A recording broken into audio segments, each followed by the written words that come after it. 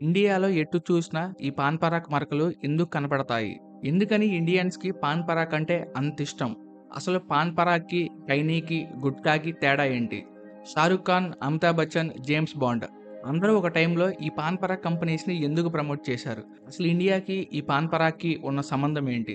మీకు తెలియాలంటే ఈ వీడియోని చూడాల్సిందే. ఈ కథ మీకు అర్థం కావాలంటే మన దేశంలో అనాదిగా వస్తున్న ఆచారం గురించి మీకు తెలియాలి. అప్పట్లో మన పూర్వీకులు వాళ్ళ రోజువారీ భోజనాలు అయ్యాక మౌత్ ఫ్రెషనర్ కింద తమలపాకులను తినేవాళ్ళు.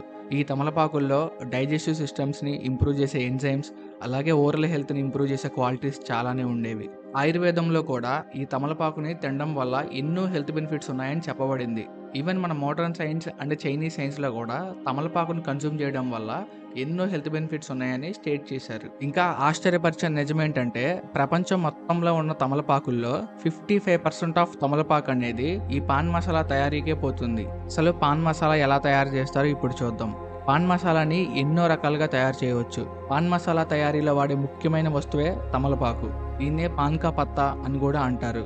ఈ తమలపాకుని పచ్చిగా కన్స్యూమ్ చేస్తే ఎటువంటి సైడ్ ఎఫెక్ట్స్ ఉండవు. కానీ ఎప్పుడైతే దీన్ని వేరే ఇంగ్రీడియంట్స్‌తో కలుపుతామో అప్పుడే అసలైన ప్రాబ్లమ్ అనేది స్టార్ట్ అవుతుంది. ఈ తమలపాకుకి ఒక తమ్ముడు కూడా ఉన్నాడు. వాడి పేరే అరేకా నట్. మీ పాన్‌ని క్రంచీగా మార్చాలంటే తమలపాకుతో పాటు అరేకా నట్‌ని కూడా మిక్స్ చేయాలి. అప్పుడు మీ పాన్ అనేది క్రంచీగా మారుతుంది. ఈవెన్ ఇక్కడ వరకు కూడా మీరు పాన్ మసాలాని కన్జ్యూమ్ చేయడం వల్ల ఎటువంటి సైడ్ ఎఫెక్ట్స్ ఉండవు. కానీ ఇప్పుడే అసలైన విలన్ ఎంట్రీ ఇస్తాడు. మీరు తినే పాన్ మసాలాని టేస్టీగా మార్చడానికి అందులో కాల్షియం హైడ్రాక్సైడ్‌ని వేస్తారు. దీన్నే స్లేకెడ్ లైమ్ ఆర్ సున్నం అని కూడా అంటారు. ఎప్పుడైతే ఈ సున్నం అనేది ముందుగా చెప్పిన పాన్ కా పత్తా అండ్ అరేకా నట్‌తో మిక్స్ అవుతుందో అప్పుడు పలుకుల్లో కేసర్ అనేది మీ పరిసర ప్రాంతాల్లో వ్యాపిస్తుంది. ఎంతలా వ్యాపిస్తుందంటే కాల్కటాలోని హౌరా బ్రిడ్జ్‌నే తుప్పు పట్టించేంత గట్టిగా మారుతుంది. ముందు చెప్పిన పదార్థాలే కాదు, మీ పాన్ని పెప్పర్‌మింట్, రస్‌మలై, చాక్లెట్, మ్యాంగో ఇలా డిఫరెంట్ ఫ్లేవర్స్‌తో తయారు చేసుకోవచ్చు. ఈవెన్ ఫైర్ పాన్ కూడా చేయొచ్చు. ఇప్పుడు పాన్ పరాగ్‌కి, ఖైనీకి, గుట్కాకి తేడా ఏంటో తెలుసుకుందాం. ఎప్పుడైతే ఈ తమలపాకుని ఎండబెట్టి పౌడర్ చేస్తారో అది పాన్ మసాలాగా మారుతుంది. ఈ పాన్ మసాలాని పొగాకుతో కలిపితే అది గుట్కాగా మారుతుంది. ఇది చాలా డేంజర్. పొగాకుని స్ప్రింకిల్ చేసి అందులో కాల్షియం హైడ్రాక్సైడ్ ని వేస్తే అది ఖైనీగా అవతరిస్తుంది. సో ఇన్ని రకాలుగా సక్సెస్ఫుల్ గా మౌత్ క్యాన్సర్ ని తెచ్చుకోవచ్చు. మీ ఖైనీ గనక మీ ఫ్రెండ్స్ తో షేర్ చేసుకుంటే మీ ఫ్రెండ్షిప్ ఎంతో బలపడుతుంది. రీసెంట్‌గా ఎన్ఎస్‌హెచ్ చేసిన సర్వే ప్రకారం గుట్కాని కన్జ్యూమ్ చేసే వాళ్ళే కాదు, ఈ పాన్ మసాలాని ఎవరైతే రెగ్యులర్‌గా కన్జ్యూమ్ చేస్తున్నారో వాళ్ళకు మౌత్ క్యాన్సర్ వచ్చే లక్షణాలు పుష్కలంగా ఉంటాయని చెప్పింది. పాన్ అండ్ పాన్ మసాలా ఇండియాలో ఎప్పటినుంచో ఉన్నాయి. కానీ ఈ గుట్కా అనే డేంజర్ ప్రొడక్ట్ ఏదైతే ఉందో అది రీసెంట్‌గా వచ్చిందే. సాధారణంగా ఈ గుట్కా అనేది పాన్ అండ్ పాన్ మసాలాని పొగాకుతో కలపడం వల్ల వస్తుంది. 1605 సంవత్సరంలోనే పోర్చుగీస్ వల్ల ఇండియాలో పొగాకు కల్టివేషన్ అనేది స్టార్ట్ అయింది. ఈ గుట్కా అనేది సిగరెట్స్ కి, బీడీస్ కి మంచి ఆల్టర్నేటివ్. సిగరెట్స్ తాగితే ఎంత కిక్ వస్తుందో గుట్కాస్ వల్ల కూడా అంతే కిక్ వస్తుందని రీసెర్చ్ లో తేలింది. ఇంకా మన ఇండియాలో చాలా మంది తెలివైన ప్రజలు ఏమని నమ్ముతారంటే సిగరెట్స్ కన్నా కూడా గుట్కా తక్కువ హాని చేస్తుందని ఇంకా ఎక్కువ గుట్కాని కొనుక్కొని తింటారు. కానీ వాస్తవానికి రెండు వాటి యొక్క కార్సోజెనిక్ ఏజెంట్స్ వల్ల క్యాన్సర్ కి దారితీసే పదార్థాలే. గుట్కా అనేది సిగరెట్స్ అండ్ బీడీస్ కన్నా ఎక్కువ కామన్ అయిపోయింది. గుట్కా వల్ల ఇంత డేంజర్ ఉందని మన ఇండియాలో చాలా స్టేట్స్ గుట్కాని బ్యాన్ చేశాయి. అయినా సరే గుట్కా అనేది సక్సెస్ఫుల్ గా మన ఇండియన్ స్టేట్స్ లో లభిస్తుంది. ఇక్కడే గుట్కా కంపెనీస్ పెద్ద గేమ్ ఆడాయి. వాళ్ళు సేమ్ ఇంగ్రీడియంట్స్ తో సేమ్ ప్యాకెట్స్ ని మళ్ళీ అమ్మడం స్టార్ట్ చేశారు. కానీ ఈసారి వాళ్ళ ప్యాకెట్స్ లో పొగాకు అనేది ఉండదు. సో ఈ పొగాకుని రిమూవ్ చేసి మిగతా ప్యాకెట్ ని అంతా పాన్ మసాలా లాగా ప్రమోట్ చేయడం స్టార్ట్ చేశారు. అంటే ఈ రిమూవ్ చేసిన పొగాకుని సపరేట్ గా అమ్మడం స్టార్ట్ చేశారు. కస్టమర్ ఎప్పుడైతే బడ్డీ కొట్టుకు వస్తాడో బడ్డీ కొట్టులో ఉండే ఆంటీ గాని అంకుల్ గాని ఈ పాన్ మసాలాని పొగాకుతో మిక్స్ చేసి మళ్ళీ గుట్కాగా కస్టమర్స్ కి ప్రొవైడ్ చేస్తారు. సో గవర్నమెంట్ బ్యాన్ చేసినా సరే గుట్కా అనేది ఎంతో సక్సెస్ఫుల్ గా మార్కెట్ లో సప్లై అవుతుంది. ఇండియాలో ఉన్న చాలా మంది రోజువారీ పనులు చేసుకునేవారే. వీళ్ళ ఆదాయం అనేది చాలా తక్కువ ఉంటుంది. వీళ్ళల్లో సిగరెట్స్ ని చాలా మంది కొనలేరు.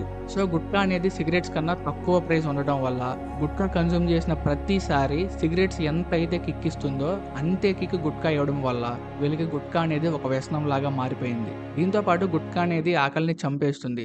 సో వీళ్ళు పనిచేసేటప్పుడు గుట్కాని కన్జ్యూమ్ చేసి వీళ్ళ ఆకలిని టెంపరరీగా ఆపుకుంటున్నారు. ఇప్పుడు ఇండియాలో ఏ ఏ ప్రాంతాలలో గుట్కాని ఎక్కువ కన్జ్యూమ్ చేస్తారో చూద్దాం. మణిపూర్ అండ్ త్రిపురలో దాదాపు 50% ఆఫ్ పాపులేషన్ గుట్కా గుట్కాని కన్జ్యూమ్ చేస్తున్నారు.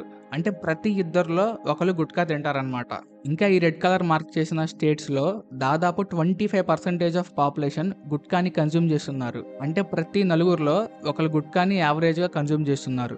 గ్లోబల్ అడల్ట్ టొబాకో సర్వే గ్యాట్ ప్రకారం ఇండియాలో నివసిస్తున్న 200 మిలియన్ పీపుల్ గుట్కాని కన్జ్యూమ్ చేస్తున్నారు. ఇది ఎంత పెద్ద మార్క్ అంటే బంగ్లాదేశ్, రష్యా, జపాన్ పాపులేషన్ కన్నా ఎక్కువ. డైరెక్ట్‌గా కొన్ని దేశాల యొక్క పాపులేషన్‌ని మించి ఇండియాలో గుట్కాని తినేస్తున్నారు. ఇంతలా గుట్కాని తినడానికి కారణం గుట్కా కంపెనీస్ చేసే ఫాల్స్ అండ్ తెలివైన అడ్వర్టైజ్మెంట్స్. అసలు ఇండియాలో గుట్కా అండ్ లిక్కర్‌ని ప్రమోట్ చేయడం ఇల్లీగల్. అయితే ఇక్కడే గుట్కా అండ్ లిక్కర్ కంపెనీస్ పెద్ద లూప్ హోల్స్‌ని పట్టుకున్నారు. వీళ్ళు ఏం చేస్తారంటే వీళ్ళ బ్రాండ్ మీదే mouth fresheners, soda bottles, water bottles తయారు చేసి వాటిని మన హీరోస్‌తో ప్రమోట్ చేయిస్తారు. దీన్నే సరోగేటివ్ అడ్వర్టైజింగ్ అంటారు. ఎగ్జాంపుల్‌గా చెప్పాలంటే ఆల్కహాల్ బ్రాండ్స్‌ని సోడా అండ్ వాటర్ బాటిల్స్ కింద, లేదంటే మ్యూజిక్ సీడీస్ కింద ప్రమోట్ చేస్తారు. ఇంకా గుట్కా బ్రాండ్స్‌ని అయితే mouth fresheners and elaichi powder వీటి కింద ప్రమోట్ చేస్తారు. ఈ యాడ్స్‌ని సరిగ్గా చూసినట్టయితే అసలు ఈ యాడ్స్‌లో యాక్టర్స్ ఏం చేస్తారో వాళ్ళకి కూడా తెలీదు. కానీ ఈ యాడ్స్ చూసిన జనాలు మాత్రం విపరీతంగా గుట్కాను కొనుక్కొని తినేస్తారు. కాలం మారే కొద్దీ రీసెంట్‌గా ఈ టైప్ ఆఫ్ యాడ్స్‌కి ఎదురు దెబ్బలే తగిలాయి. ఏ యాక్టర్స్ అయితే ఈ యాడ్స్‌ని ప్రమోట్ చేశారో వారి తప్పు తెలుసుకొని కాంట్రాక్ట్స్‌ని వదిలేయడం స్టార్ట్ చేశారు. అసలు ఈ బ్రాండ్స్ ఇలాంటి డేంజర్ ప్రొడక్ట్స్‌ని అమ్మే విషయం వాళ్ళకి తెలియదని, ఈ బ్రాండ్స్ ఏదో నార్మల్ ప్రొడక్ట్స్‌ని సెల్ చేస్తున్నాయేమో అని తెలియక ప్రమోట్ చేశామని ప్రజలకి సారీ కూడా చెప్పారు. ఈ లిస్ట్‌లో అక్షయ్ కుమార్, అమితాబ్ బచ్చన్, మన జేమ్స్ బాండ్ ఇలా చాలా మందే ఉన్నారు. ఈ రేంజ్‌లో గుట్కాని కన్జ్యూమ్ చేస్తే క్యాన్సర్‌కి రెడ్ కార్పెట్ వేసినట్లే. వీటి వల్ల ఖచ్చితంగా మౌత్ క్యాన్సర్ వస్తుంది. ఆల్రెడీ వరల్డ్ హెల్త్ ఆర్గనైజేషన్ ఇవి కార్సినోజెనిక్ అని ఎవ్వరూ కన్జ్యూమ్ చేయొద్దని సుపారీ కూడా ఇచ్చింది. నేషనల్ లైబ్రరీ ఆఫ్ మెడిసిన్ చేసిన సర్వే ప్రకారం నార్త్ ఇండియాలో చాలా మంది కాలేజ్ అండ్ స్కూల్ స్టూడెంట్స్ గుట్కాని రెగ్యులర్‌గా కన్జ్యూమ్ చేస్తున్నారని తేలింది. ఈ పెద్ద గుట్కా కంపెనీస్ చేసే ఫేక్ యాడ్స్ వల్ల పిల్లల జీవితాలు నాశనం అయిపోతున్నాయి. బాధాకరమైన విషయం ఏంటంటే ప్రపంచంలో ఉన్న ఫేమస్ క్యాన్సర్లలో గొంతు క్యాన్సర్ ఒకటి. అయితే ప్రపంచవ్యాప్తంగా ఉన్న గొంతు క్యాన్సర్ పేషెంట్లలో ఇండియా సెకండ్ ప్లేస్‌లో ఉంది. ఇంతమంది గొంతు క్యాన్సర్ పేషెంట్లు ఎంతో నరకాన్ని అనుభవిస్తున్నారు. ఇది మన దేశ ఎకానమీకి కూడా అంత మంచిది కాదు. సో వీలైనంత వరకు ఇలాంటి ప్రొడక్ట్స్‌ని బ్యాన్ చేయడానికి ట్రై చేయండి. ఎవరు ఈ గుట్కాని కన్జ్యూమ్ చేయొద్దు. వీడియో నచ్చినట్టయితే లైక్ చేయండి. మన జనాలందరికీ షేర్ చేయండి.